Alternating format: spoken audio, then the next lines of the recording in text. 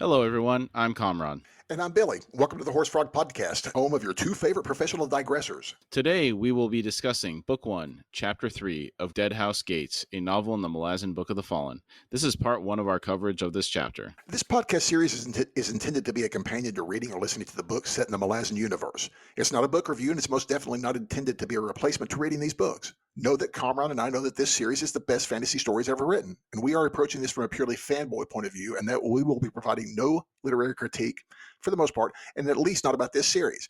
So just pure love. Just pure love, baby. We will be covering the events of the books in a linear fashion. There will be spoilers for those that have not read the books. We will try not to spoil anything prior to us covering that portion of the respective book. A quick warning, today's episode is a little heavier than usual. It contains scenes that are sexual in nature, so today's episode is definitely not recommended for children. Yeah, this is a particularly difficult set of subject matter that we're going to be dealing with. It's tough to get through. Naturally, we recommend you read the chapter first, and then I'm not even sure if people are going to want to listen to what we had to say about it. It's so tough to get through. I know it. We will be going through it, folks, just like you. It's a little tough to get through, but we're just going to get through it.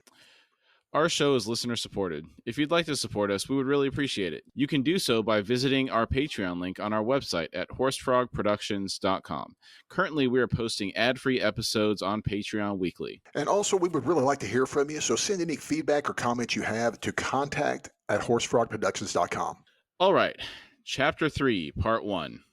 Benneth finished and rose, his face flushed, his eyes gleaming. He grabbed a handful of Felicin's hair and said, "You'll learn to like it, girl." Felicin said, "I will." "Does he get a day of rest?" Benneth's grip tightened momentarily, then relaxed. He said, "Aye, he does. Though I don't much see the point. The old man won't last another month." He began putting his pants on, then paused and studied her. He said, "Hood's breath, girl, but you're beautiful. Show me some life next time. I'll treat you right. Get you soap, a new comb, lousebane. You'll work here in twistings. That's a promise. Show pleasure, girl. That's all I ask." She said, "Soon, once it stops hurting." The 11th bell had rang. They were in the third reach of Twisting's far shaft, a quarter-mile crawl gouged out by rot legs. The air was close, hot, and stank of odotarl and sweat. Benneth, who was Captain Sawark of the guard's inside man, was a big, cruel, and dangerous slave who claimed the abandoned reach as his own. He had picked Felicin within hours of her arrival at Skull Cup. Felicin visited him 3 times at the reach thus far, the first time being the hardest. He was also astonishingly handsome. Felicin had quickly learned to trade her body for food and better conditions on the slave ship. She kept herself and her companions alive by selling herself to the guards. It's terrible watching this happen. Yes, it is extremely hard to see. And to see someone so low that they think they have to resort to using their body in such a way is, it is a sad thing to witness. Yeah. Some of the things that she saved them from on the ships, she had them chained closer to the keel. There was less sewage, and Yes. the people that had been chained where they originally were had died. She ended up saving them, but at a terrible cost. Yes. Heberic's grief and anger at the price Felicin paid filled her with shame, but it had paid for their lives. Bodden had watched her without expression, but he had held to her side and now stood close to Benneth. Some kind of arrangement had been made between them. When Benneth was not there, Bodden protected her.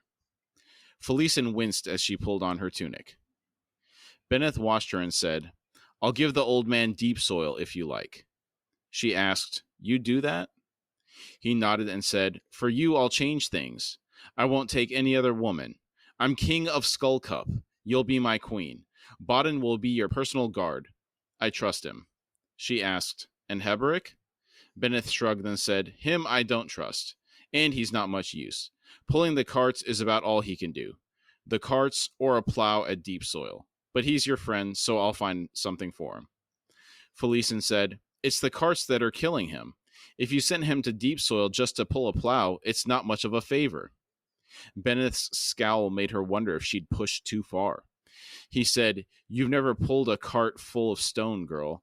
Pulled one of those up through half a league of tunnels, then going back down and pulling another one 3-4 times a day.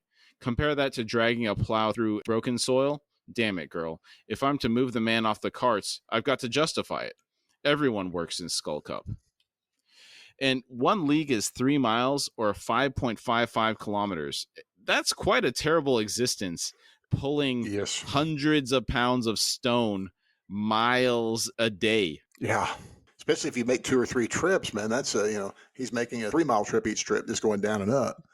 Yeah. So that's tough. I Yeah. can't imagine how tough that would be. He's got to be tough. He's an old guy and he's able to do it once. That's impressive.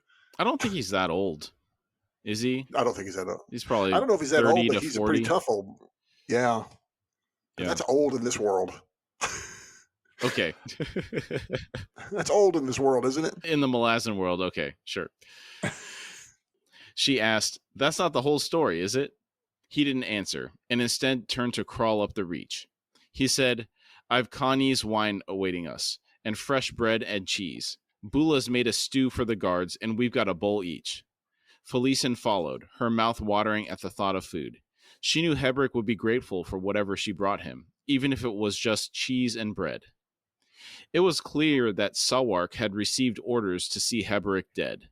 Nothing so overt as murder. The political risks were too great for that. Rather, he assigned Hebrick to the carts, where he hauled hundreds of pounds of rock up the shaft each day. Hebrick pulled 1 cart, while the oxen pulled 3. This was the only acknowledgement the guards made of his humanity. Felicin was certain Benneth knew Sawark's instructions. The, quote, king of Skull Cup was not as powerful as he claimed. Once they reached the main shaft, it was 400 paces to Twisting's near light. Unlike the iron mines on the mainland, Odotarl never ran down into true bedrock.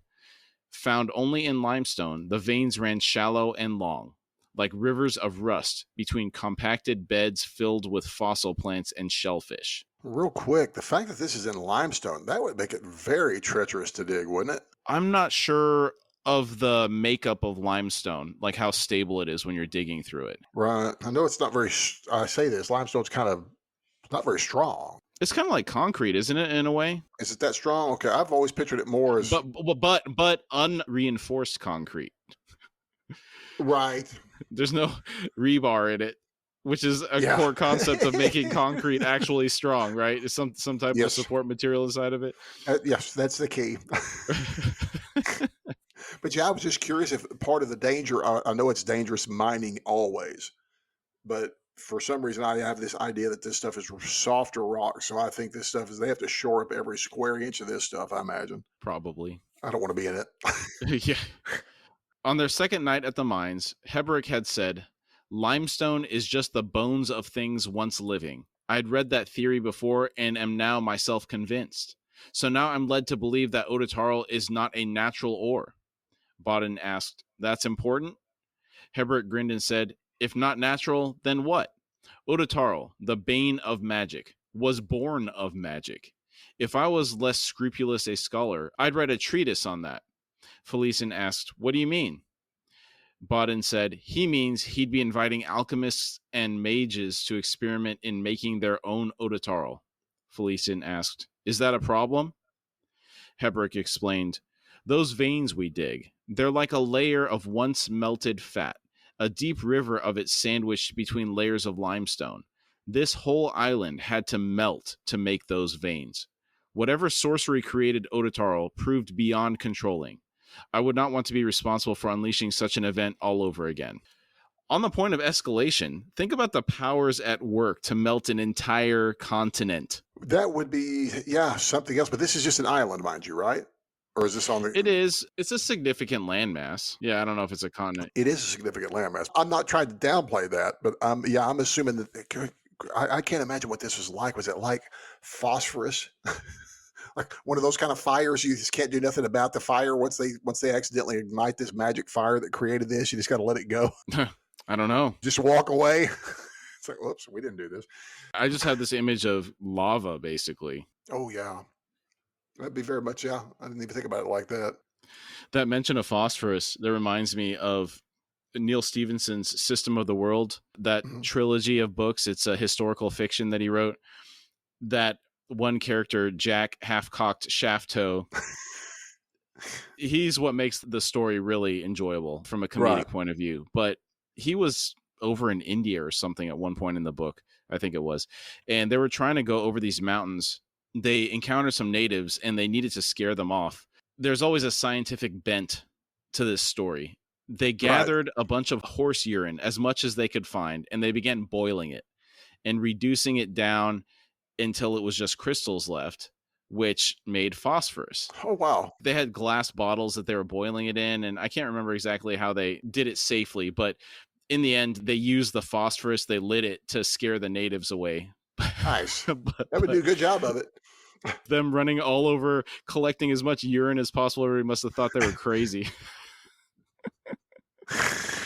I've got to read that stuff because you've talked a lot about that fellow in particular. Yeah, he gets up to some shenanigans in those books. The kind of stuff from these books, the Malazan books that make you crack up, it's a similar type of character. Okay. He's a sapper at heart. Kind of, yeah, a little bit. Definitely mischievous, I'll say that. Nice. I'll check that out. He's a career criminal, what can I say? Dude, I'm down for that. Oh man, that reminds me of one of the other things that happened. I don't want to ruin the story. I recommend that series to everybody. You should read it if you find the time. It's significantly different from this. It's historical fiction, but Neil Stephenson's books in general are very good. I don't know that I've read one that I haven't enjoyed. Awesome. I'll try and check it out. A young Malazan guard waited at Nearlight's gate. The sun was setting, leaving Skullcup in the pit's shadow, a welcome relief from the heat. The guard's forearms rested on the crossblades of his pike. Benneth grunted. "Where's your mate, Pella?" Pella said. "The Dosai pig wandered off, Benneth. Maybe you can tune Sawark's ear. Hood knows he's not hearing us. The Dosai regulars have lost all discipline. They ignore the duty rosters, spend all their time tossing coins at Beulahs. There's 75 of us and over 200 of them, Benneth, and all this talk of rebellion. Explain it to Sawark." Benneth said, "You don't know your history. The Dosai have been on their knees for 300 years. They don't know any other way to live. First it was mainlanders, then Falari colonists, now you Malazans. Calm yourself, boy, before you lose face." Pella quoted, "History comforts the dull-witted." Benneth barked a laugh as he reached the gate and asked, "And whose words are those, Pella? Not yours." Pella's brows rose. Then he shrugged and said, "I forget your Corelry sometimes, Benneth. Those words? Emperor Kellanved." And that sounds like something the Emperor would say, doesn't it? I guess. I don't run. The only emperor I know of is Shadow Throne, and he's kind of out of his mind. I'm just saying what we know of him. It sounds like that's something he would say. Yeah, I agree. And this is the first mention in the books of anyone from Corelry. If you go due east from the island of Malaz, you will hit the northern part of the Corelry continent. Do the Corelry, is this close to Falar anywhere? No, because the island of Malaz is southeast of the main Kwantali, and Falar lies on the northern parts of that. And the map that I was looking at, it appears that the island of Malaz is on just right below the equator. And then if you just basically follow the equator east, you're going to hit Corelry. And Falar is quite a bit farther north. Okay, so these are going to be tropical folks for the most part. If they're close you to the would equator? think, but no. Okay. That was confusing to me. And the reason I say no, we can't really get into it right now because there are some things that are revealed about the Corelry later in the books that I don't want to get into. Yeah. It's a fantasy world. What can I say? What can I say? Agreed. Yeah. Agreed. I get it. Pella looked at Felicen and said, "Diker's Imperial Campaigns, Volume 1. You're a Malazan, Felicen. Do you recall what comes next?" She shook her head and said, "I'm not that familiar with Diker's works, Pella." Pella smiled and said, "Worth learning." Sensing Benneth's growing impatience at the gate, Felicen stepped past Pella and said, "I doubt there's a single scroll in Skullcup." Pella said, "Maybe you'll find someone's memory worth dragging a net through, eh?" Felicen glanced back with a frown. "The boy flirting with you?" Benneth asked from the ramp. He warned, "Be gentle, girl." In response to Pella, Felicen said, "I'll think on that." She resumed her walk through the Twistings Gate and joined Benneth on the raised road. She smiled up at him and said, "I don't like nervous types." Benneth laughed and said, "That puts me at ease." Felicin thought, "Blessed Queen of Dreams, make that true." Rubble-filled pits lined the raised road until it joined Deep Mine Road and Shaft Road at the Three Fates crossing. Two squat Dosai guardhouses flanked the fork. To the south and on their left ran Shaft Road, leading to a worked-out mine where the dead were disposed of each dusk. Felicin saw no signs of the body wagon, meaning there were more than the usual number of bodies being brought out and tossed onto its bed in Pit Town. I'm thinking of course, I'm thinking Monty Python. Bring out your dead. Yes, exactly. I'm not quite dead yet. After crossing the fork, they continued on to Work Road. Sinker Lake was a deep pool of turquoise-colored water stretching to the north pit wall. It was said to be cursed, and few slaves dared to escape that way. The pit wall was sheer and wet, with a skin of deposits that glimmered like wet polished bone. Heberick had asked Felicin to keep an eye on the water level in Sinker Lake. She saw a line of crust a hand's span above the surface. The news would please him, though she had no idea why. Escape was absurd. The desert beyond was lifeless, with no drinkable water for days. Few slaves made it that far. The spikes on the tower at Rust Ramp displayed the failure of those who did. Most died within a day, but some lingered longer. And it's noted that the lake has poor buoyancy. Yes. Something to do with the limestone deposits that's in it. Something I think it's because it was either limestone or something that they were using in the mining. It just saturated the water with it, and it kind of pulls you down. Yeah, that reminds me of, there was some really turquoise retention pond that people were trying to go take pictures of and swim in for Instagram, and it was one of these mine runoffs. It was heavily saturated with chemicals, and they were prohibited from swimming there, but people just had to go get those pictures for the gram. Oh my word. Oh my word. Did they survive? I can't remember. I don't think anything serious happened, but who knows what kind of long-term effects you'd have from something like that. Right? Yeah. Heavy chemicals. These like a lot of arsenic and stuff, I believe, in mining. Yeah, I guess it depends on the mining. Yeah, that's true. True. Work Road ran past Beulah's Inn on the right and the row of brothels on the left before opening out into Rat Hole Round. In the round's center rose Sawark's Keep, a 3-story hexagonal tower. Only Benneth among all the slaves had ever been inside. 12,000 slaves and 300 guards lived in Skullcup, the vast mining pit 30 leagues north of the island's lone city on the south coast, Dosin Pali. Additional prostitutes, servants, hawkers, and the banished, destitute, and lost also lived there. That gave me a distance I wanted to know, that was 30 leagues. So it's like Cuba. It's like 90 miles from the mainland. Not far. No, it's 90 miles from the coast, the mining pit. Dosin Pali is on the coast. Okay. Benneth muttered, "The stew will be cold," as they approached Beulah's Inn. Felicin wiped sweat from her brow and said, "That will be a relief." Benneth said, "You're not yet used to the heat. In a month or two, you'll feel the chill of night just like everyone else." Felicin said, "These early hours still hold the day's memory. I feel the cold of midnight and the hours beyond, Benneth." Benneth said, "Move in with me, girl. I'll keep you warm enough." He was already on the edge of one of his sudden dark moods. She said nothing, hoping he would let it go. He rumbled, "Be careful of what you refuse." Felicin said, "Beulah would take me to her bed. You could watch, perhaps join in. She'd be sure to warm the bowls for us, even second helpings." Benneth growled, "She's old enough to be your mother." She thought, "And you my father." But she heard his breathing change. Felicin continued, "She's round and soft and warm, Benneth. Think on that." She knew he would, and the subject of moving in with him would drift away, for tonight at least. She thought, Heberick was wrong. There was no point in thinking about tomorrow, just the next hour. Stay alive, Felicin. Survive each hour. One day. Face to face, sister. And that's quite the origin story for a rivalry between the two sisters, her and Tavora, isn't it? Yeah, it really is sad to see this kind of origin story between these two sisters and all this Felicin growing all this animosity. And I get it, though, because it's an awful situation she's in. Yeah.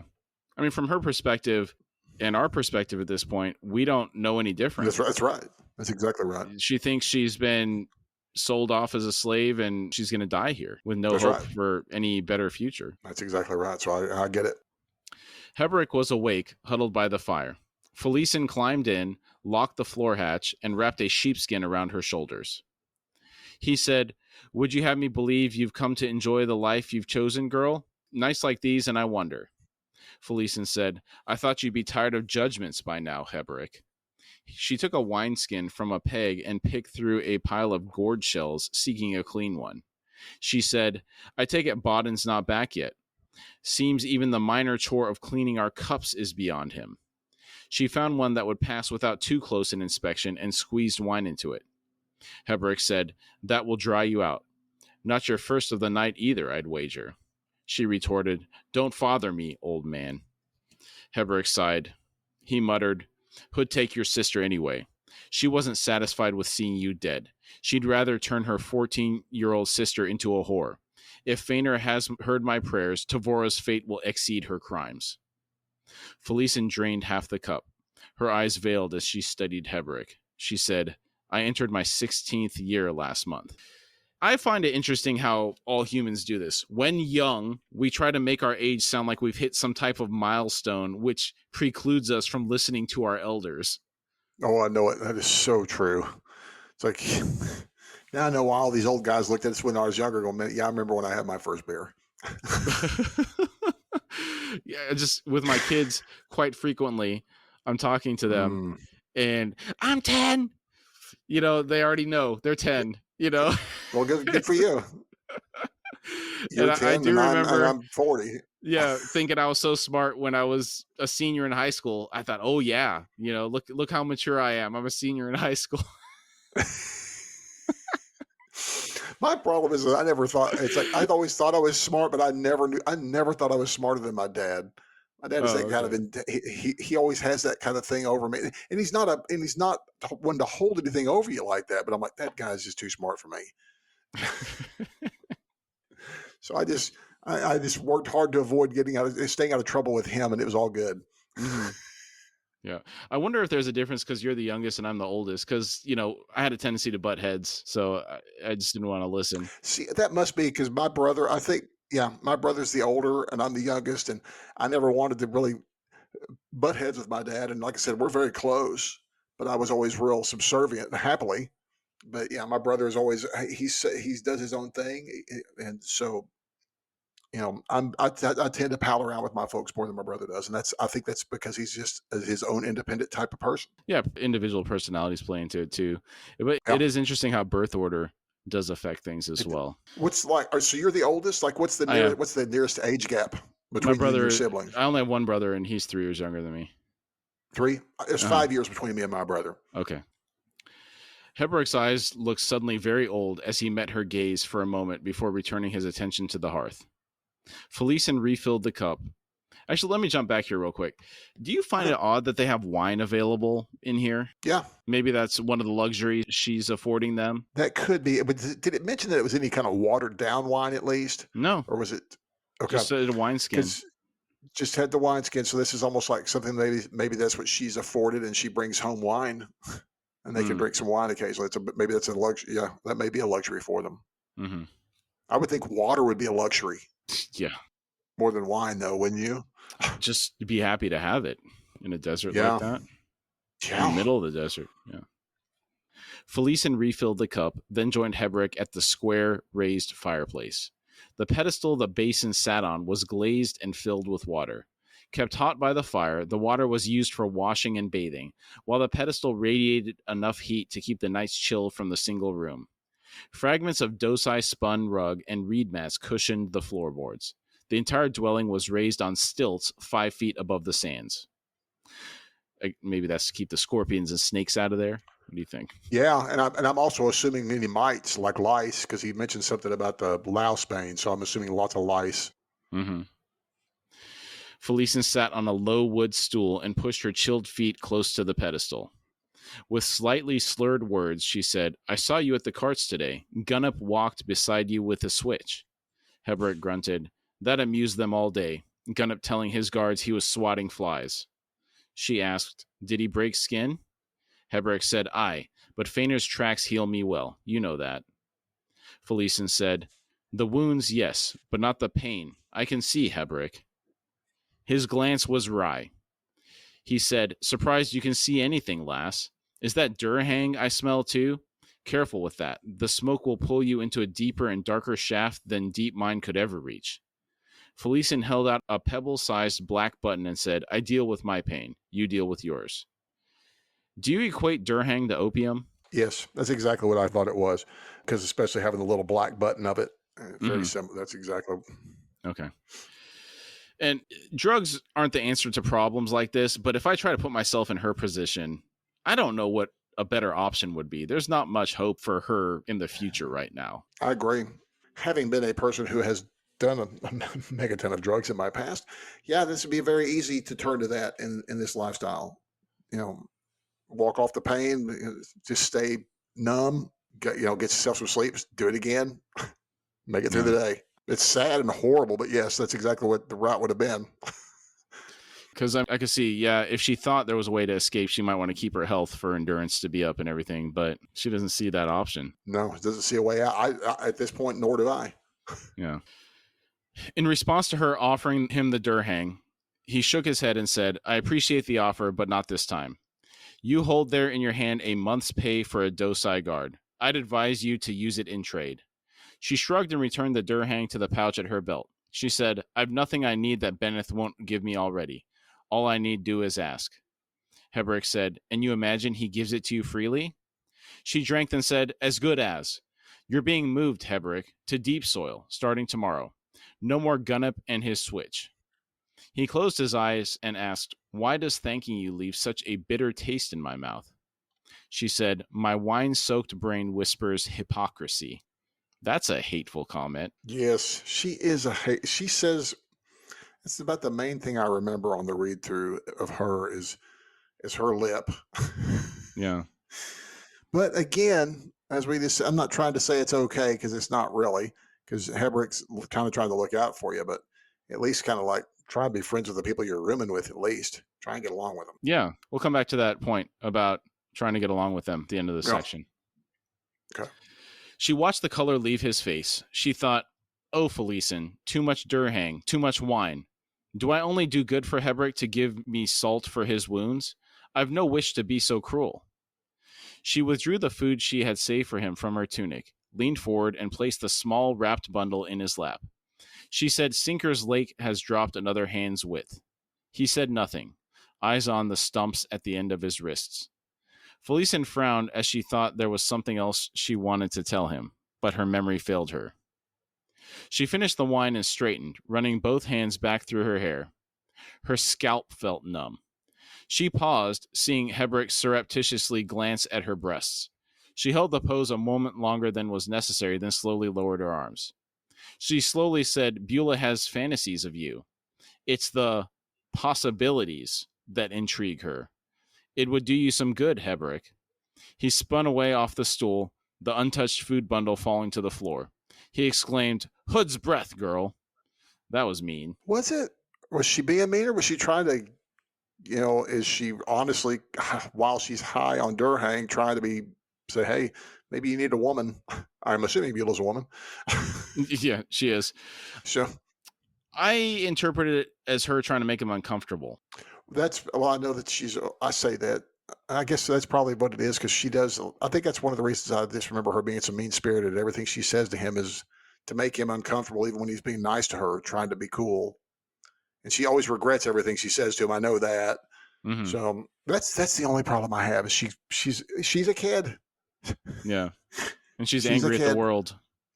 And she is angry at them. And she has you know what though? I'll give this girl something. She has every right to be pretty angry. I'll give her that. True. Yeah, I'm not going to begrudge her that. Yeah, and the only parental figure she has is him, pretty much. Yeah, that's right. Basically, him and Bodden are kind of like Bodden's not really surrogate. No, but they're kind of her surrogate parents to some. They're roommates / parents in a way, but she's not aware of that though. Yeah. Bodden doesn't really contribute much verbally to her. I don't think he just kind of probably just No. looks at her and shakes his head a lot. Yeah. That's my assumption. Yeah. Yeah. That's my assumption. One other thing I was thinking of is we don't know if he's taken a vow of celibacy either as a priest of Fener, ex-priest of That's Fener. true. He's an ex-priest, so yeah. I'm assuming that. Well, I don't know, but it's apparently though that I found one thing I forgot to mention, and I find interesting is the fact that he talks about his tattoos to Fener still heal him. Yeah, when he has revoked his duties to Fener. Yeah, and they still healing him. So I'm just kind of curious about that. That's a bonus, or I don't know. I mean, that's a bonus. I think that's a bonus. Yeah, it's healing. Definitely. Felician laughed and watched Heberick sweep aside the hanging that separated his cot from the rest of the room, then clumsily yank it back behind him. After a moment, her laughter fell away, and she listened to him climb onto his cot. She wanted to explain that she'd hoped to make him smile. She didn't want her laughter to sound so hard. She thought, I'm not what you think I am. Am I? She retrieved the wrapped food and placed it on the shelf above the basin. An hour later, with Felician lying awake on her cot and Heberick on his, Bodden returned, not drunk. He stoked up the hearth.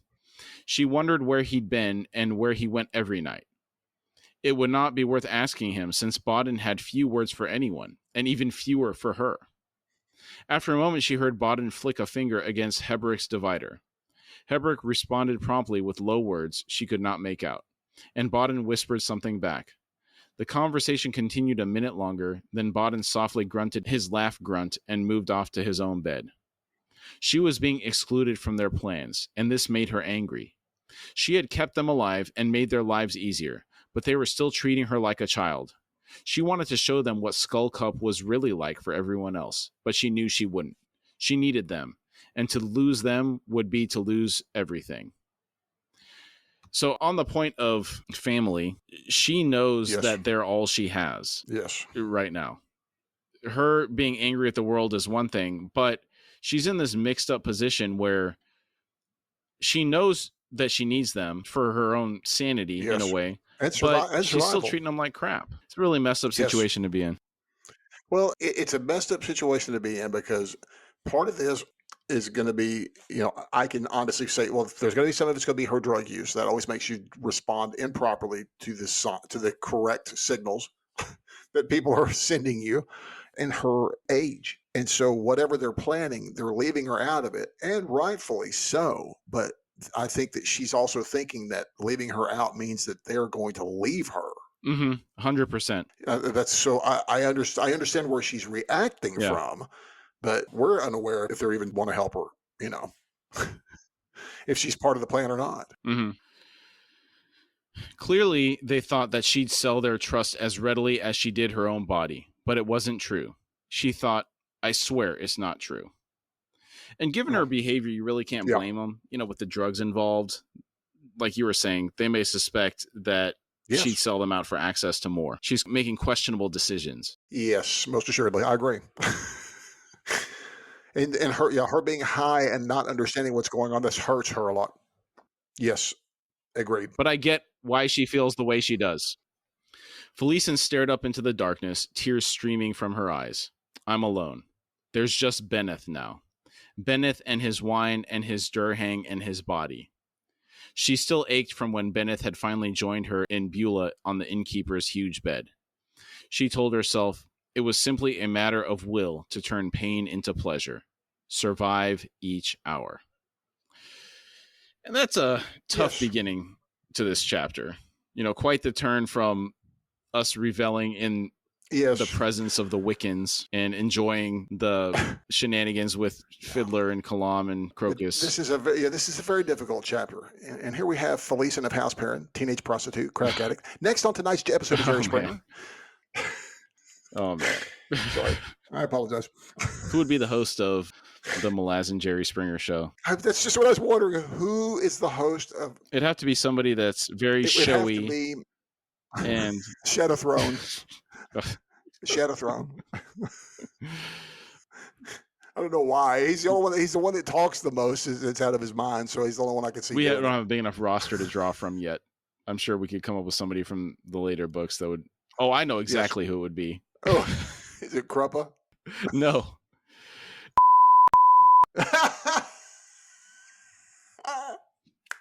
There you go. I agree. Dude.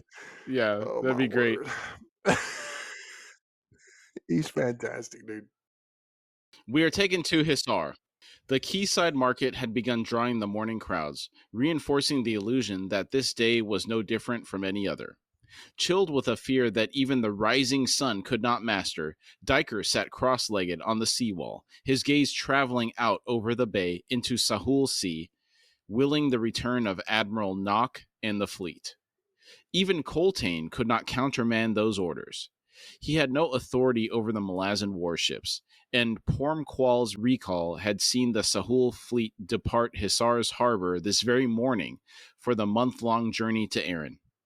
And that gives you a bit of the sense of scale here. That's about as long as it takes for a transatlantic crossing in a sailed vessel, isn't it? Yeah, I think that's really close. That's a good distance. Yes, it is. And that's on the same continent. They're just going down the coast. Yeah. Oh, that's true. It is. If I forget, same continent. They're just hugging it. Yeah. For all the pretense of normality, I know. the departure had not gone unnoticed by Hisar's citizen, and the market was alive with excitement. The oppressed had won their first victory, and all that would distinguish it from those to follow was its bloodlessness, or so ran the sentiment.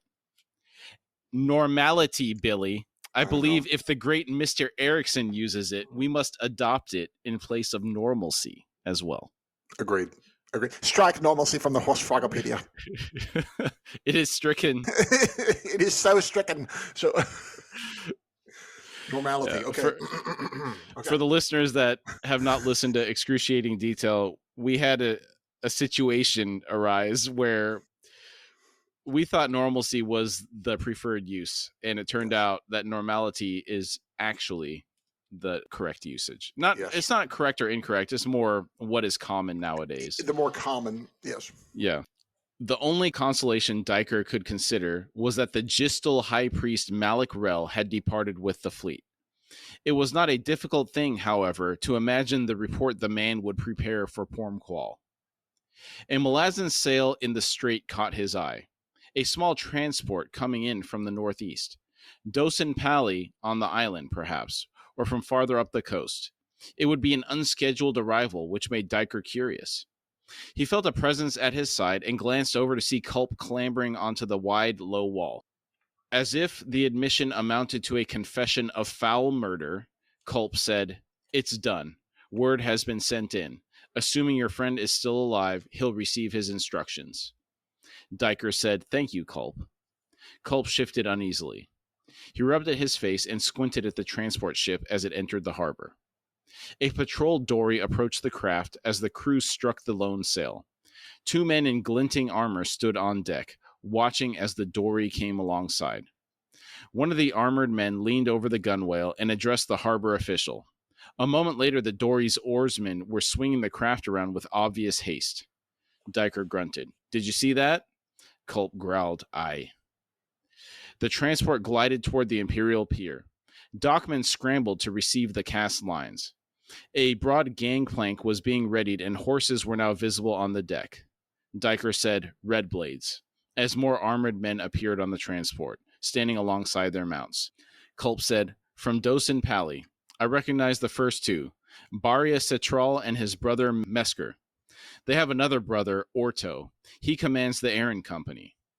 Diker mused, "The Red Blades. They've no illusions about the state of affairs. Words come they are attempting to assert control in other cities, and here we are to witness a doubling of their presence in Hisar." Culp said, "I wonder if Coltane knows." A new tension filled the market. Heads had turned and eyes now observed as Baria and Mesker led their troops onto the pier. The Red Blades were equipped and presented for war. They bristled with weapons, with full chain leggings and the slitted visors on their helms lowered. Bows were strung, arrows loosened in their quivers. The horse blades were unsheathed and jutting from their mounts' forelegs. That'd be a terrible way to go. Yeah. Culp spat nervously and muttered, "Don't like the look of this." Diker said, "It looks as if..."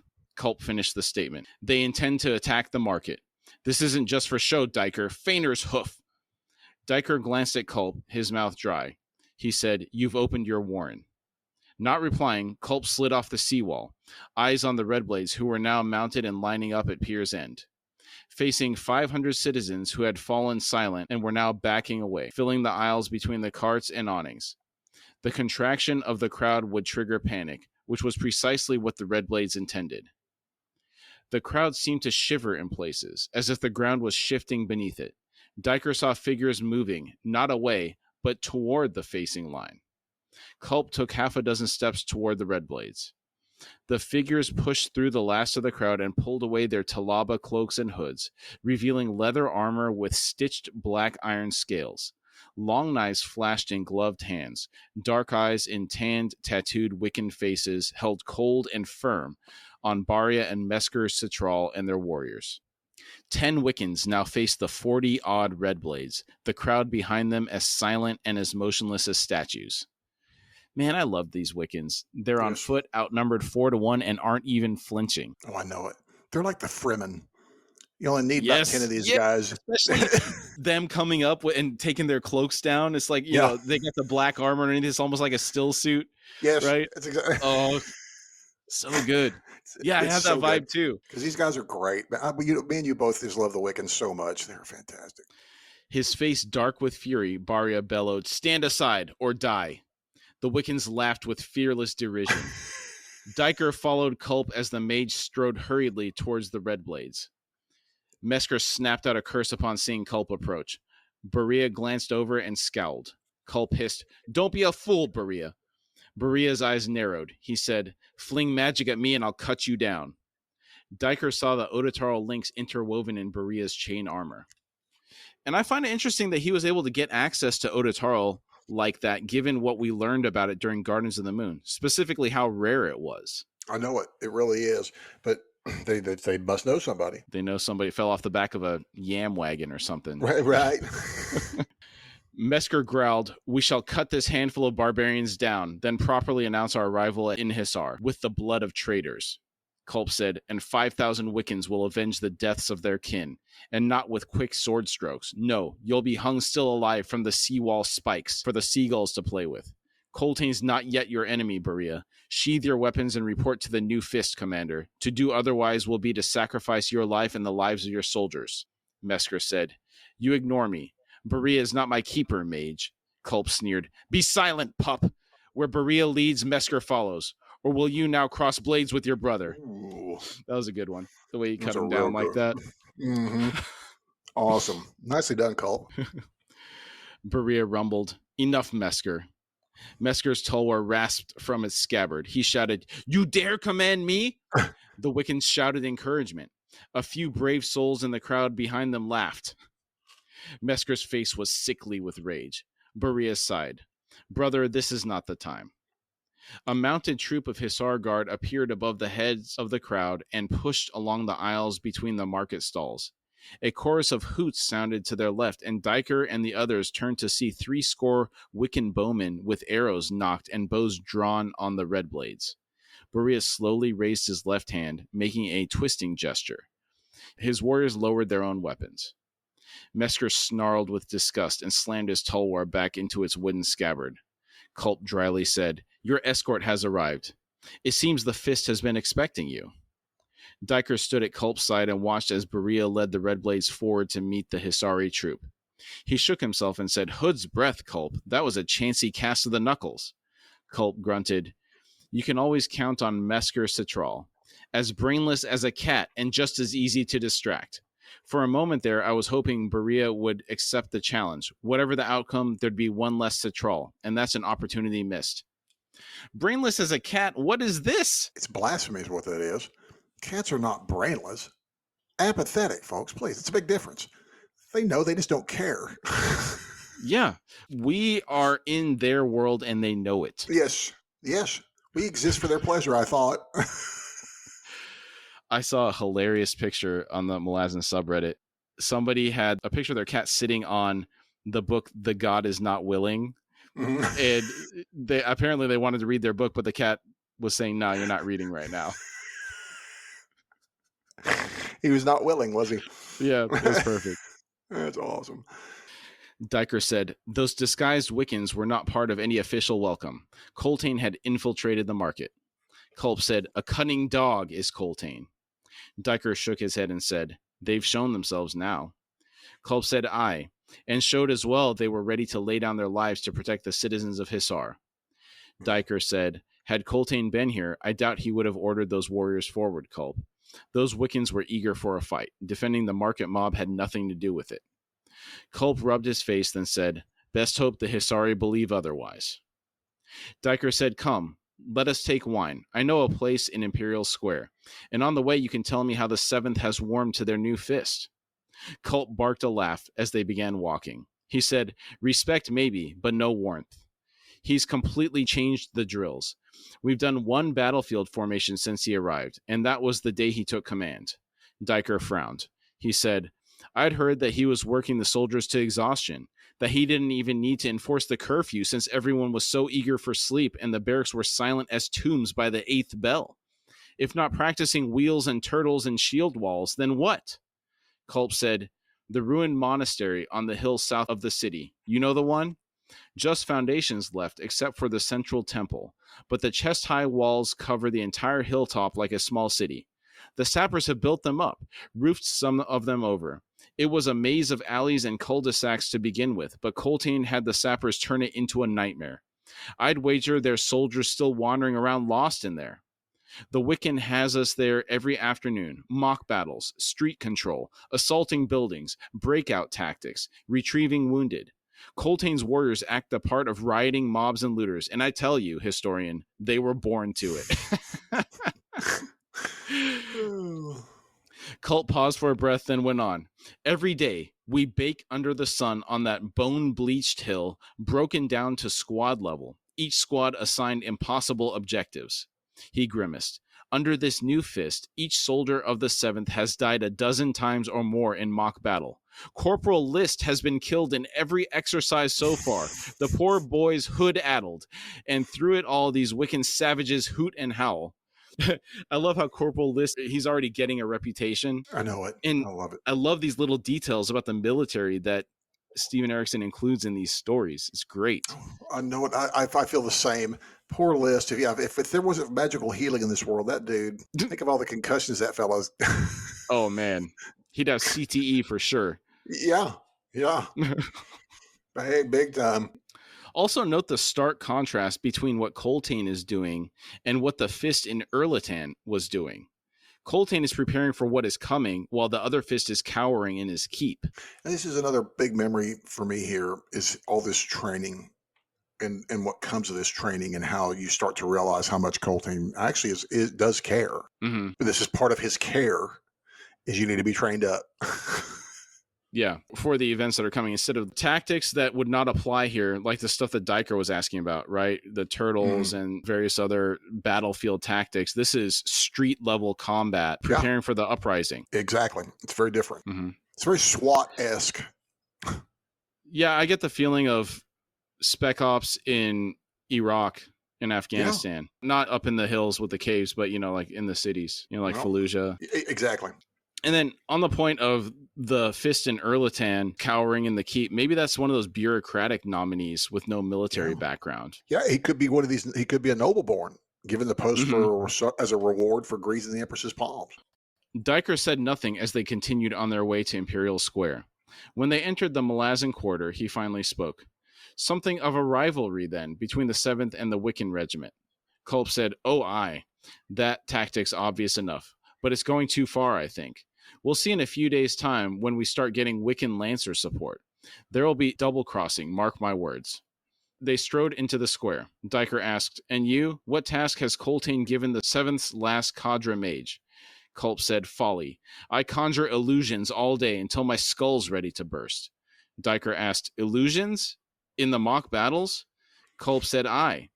And it's what makes the objective so impossible. Believe me, there's been more than one curse thrown my way, Diker. More than one. Diker asked, what do you conjure, dragons? Culp said, I wish. I create Malazan refugees, historian. By the 100. 1,000 weighted scarecrows for the soldiers to drag around aren't sufficient for Coltane. The ones he has me create flee the wrong way or refuse to leave their homes or drag furniture and other possessions. Coltane's orders, my refugees create chaos, and so far cost more lives than any other element in the exercises. I'm not a popular man, Diker. And this is confirmation that Culp uses the Warren of Mianus, or the Path of Shadow and Illusions. Shadow Thrones Warren. Yeah, very much. Diker asked, what of Sormo Enath? Culp said, the warlock, nowhere to be seen. Diker nodded to himself. He'd already guessed Culp's answer to that question. He thought, you're busy reading the stones in the sand, Sormo, aren't you? While Coltane hammers the seventh into shape as guardians to Malazan refugees. Diker said, mage. Culp said, aye? Diker said, dying a dozen times in mock battle is nothing. When it's for real, you die but once. Push the seventh, Culp, any way you can. Show Coltane what the seventh's capable of. Talk it over with the squad leaders, tonight. Come tomorrow, win your objectives. And I'll talk to Coltane about a day of rest. Show him, and he'll give it. Culp asked, what makes you so certain? Diker thought, because time's running out and he needs you. He needs you sharp. He said, win your objectives. Leave the fists to me. Culp said, very well. I'll see what I can do. We're going to stop here this week. This is about halfway through the chapter. We'll continue the chapter next week. For standout moments, this wasn't something that I particularly enjoyed, but it's an important plot point. Seeing the brutal nature of what Felicin and Hebrick are going through to survive is it's rough to get through. It's extremely rough to get through, even when you realize, more so for me, when you realize that her age is actually 16. Mm-hmm. And again, not so much something I enjoyed, but seeing Felicin's downfall from being an innocent child to what she's becoming. Agreed. And I didn't enjoy the fall at all, but I do like following this character to see what happens to this woman or this young lady, poor child, actually. One of the great things about Erikson is that no one is safe. No one. Children, everyone's victims in this world. I don't like this, but it would be a fact of life in this world. Mm-hmm. That showdown at the dock between the Wiccans and the Red Blades was awesome. Great scene.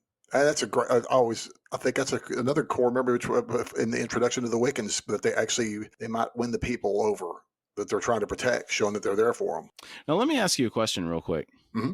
Now that we know Culp is an illusionist, do you think any of those Wiccans, like the ones with the bows, were illusions? I think that they were real, because Culp didn't. I think Culp would have taken credit for that at some point to Diker, like I just did that. That was me. Diker did comment on him gambling the knuckles. Yeah, that's right. That is true. Maybe it was just gambling by pissing off, what's his name? Mesker. Yeah, that's what I was looking at. That's the gamble for that. That's what I was thinking of, is him telling that fellow that, lipping off to him. He was lippy. That's going. Yeah. And then the final thing that I enjoyed thus far in the chapter was learning what Coltane is doing to prepare the seventh for what is coming. Specifically the street battles and Culp using the illusions to train them better. That's super awesome. It is. And I like this insight into Coltane and how he seems, this is where we'll start seeing that he wants, because he's a leader. He wants what's best for his troops. It seems like at first he doesn't care, but he does. And I think he will get that respect for these people. As I think that will grow as we go through this series, or as this book, at least. This is my opinion, but it's always better to be under a leader that drives you hard like that to prepare you. Yes. So that when the time comes, you're not underprepared. It's difficult in the moment, but in the end is better for you. It is. And I agree. I think that's what I like about it. Mm-hmm. All right. Did you have any final thoughts before we drop off here? Yeah, just again, this really, really great episode, but I just really like seeing the Wiccans train. I think that's, for some reason, that's everything we stumble upon always feels like core memory to me, because this is, Deadhouse really just opens up this world into some craziness. If you thought the first book was crazy, that's nothing. We haven't seen anything. Yeah, we're just getting started. That's right. We'll point out the escalation points as they happen. That's right. It's just really enjoyable episode, though. Yeah. One additional point. It's not just the Wiccans that are training. They're getting to be the rowdy bunch. It's the seventh that's training. Yes. Yeah. So the Wiccans are assisting in their training. Yes, because the Wiccans are already at that level. But it appears that the Wiccans are prepared already. Yeah, dude. That group, they work under him. They had better be prepared. They're Wiccans, for goodness sake. We know they were born prepared. Yeah. Oh, good gracious. All right, Billy, good job tonight. Great episode, man. Yeah. All right. Thanks, everybody. We'll see you next week. See y'all next week. We thank you all for joining us today. Again, we really like to thank you for taking the time to be with us, and we've had a really great time talking about the topic today. If you would like to support our show, you can find us at horsefrogproductions.com, where you can find our Patreon link. Depending on the platform you're listening from, it may also be in the episode description. And if you'd like to contact us through email, it's at contact@horsefrogproductions.com.